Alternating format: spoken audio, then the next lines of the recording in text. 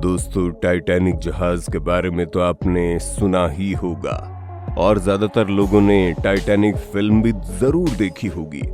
सन 1912 में ये जहाज अटलांटिक सागर में डूब गया था, जबकि इसके बारे में ये दावा किया गया था कि ये जहाज कभी नहीं डूब सकता।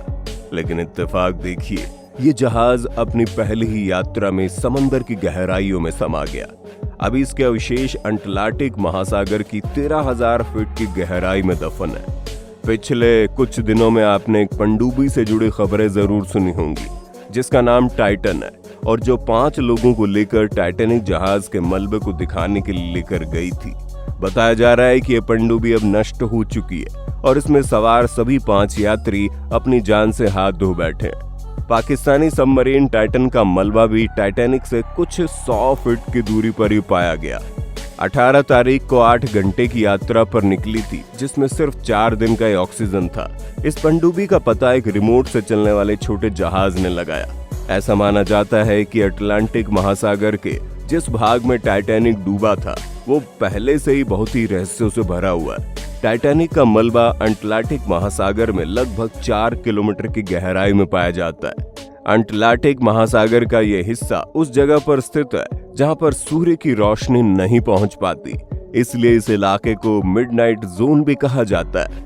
मिडनाइट जोन और समंदर की गहराई ये दोनों ही डरावनी बातें हैं। ऐसे में किसी समंदर के अंदर चलने वाले वाहन का रास्ता भटक जाना कोई बड़ी बात नहीं है। सबमरीन की हेडलाइट्स की रोशनी भी बहुत ज्यादा दूर तक रास्ता नहीं दिखा सकती। उसकी कैपेसिटी भी कुछ मीटर की होती है। विशेषज्ञों के अनुसार अटलांटिक महासागर के इस हिस्से में भयानक गहराई है और बेहिसाब टेम्परेचर यानी कि बेहद ठंडा पानी।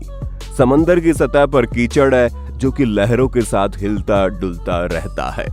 गहराई इतनी ज्यादा है कि राडार भी काम नहीं करता। सिर्फ सोनार यानी कि साउंड नेविगेशन एंड रेंजिंग के जरिए ही आप किसी का पता लगा सकते हैं। इस पनडुब्बी पर ब्रिटिश पाकिस्तानी अरबपति शहजादा दाऊद और उनका बेटा सुलेमान, ब्रिटिश अरबपति हामिश हार्डिंग, फ्रांसीसी पर्यटक पॉल हेनरी नार्गियोलेट और ओशियन गेट के सीईओ स्टॉकटन रश सवार थे। 48 वर्षीय शहजादा दाऊद पाकिस्तानी मूल के थे। वो chemical to energy company agro corporation के वाइस प्रेसिडेंट थे। 58 वर्षीय ब्रिटिश उद्योगपति हामिश हार्डिंग प्राइवेट जेट बेचने वाली कंपनी एक्शन एविएशन के मुखिया थे। इस कंपनी ने अंटार्कटिका के लिए पहली जेट सर्विस शुरू की थी।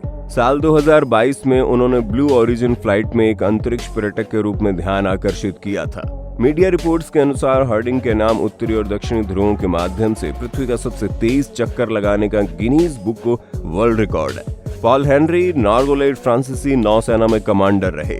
1987 में पहली बार टाइटैनिक का मलबा देखने समंदर में उतरे थे। उनको मिस्टर टाइटैनिक भी कहा जाता था। ये उनका लगभग 7वां चक्कर था। इस बार भी कॉल हेनरी टाइटन पनडुब्बी को लीड कर रहे थे। पनडुब्बी से निकलने के बाद भी कॉल हेनरी पूरे समूह को लीड किया करते थे। उन्हें आप आम भाषा में टाइटैनिक का गाइड भी कह सकते हैं। स्टॉकटन रश जो टाइटन को ऑपरेट करने वाली कंपनी ओशियन गेट के फाउंडर और सीईओ थे, वो दुनिया के सबसे युवा जेट पायलट थे। 1981 में जेट ट्रेनिंग इंस्टीट्यूट से 19 साल की उम्र में उन्होंने लाइसेंस लिया था। स्टॉकटन रश ही इस पनडुब्बी के पायलट भी थे। इस हादसे की वजह है कैटास्ट्रोफिक इम्प्लोजन बताया जा रहा है। कैटास्ट्रोफिक इम्प्लोजन शब्द का इस्तेमाल उस स्थिति के लिए किया जाता है जब पनडुब्बी के अंदरूनी हिस्से में इस कदर दबाव बनता है कि वो पूरी तरह डैमेज हो जाता है या फिर काम करना बंद कर देता है। जब एक सीमित जगह में दबाव जरूरत से ज्यादा बढ़ जाता है और उसे संभाल पाना उस हिस्से के लिए मुश्किल हो जाता है, तो ऐसे ही हालात बनते हैं। यही अंदरूनी विस्फोट की वजह हो सकता है। एक्सपर्ट्स के अनुसार समुद्र की ऊपरी सतह और निचली सतह में प्रेशर डिफरेंस 390 गुना तक हो सकता है। तो दोस्तों, आज के लिए इतना ही। मिलते हैं अगले वीडियो में।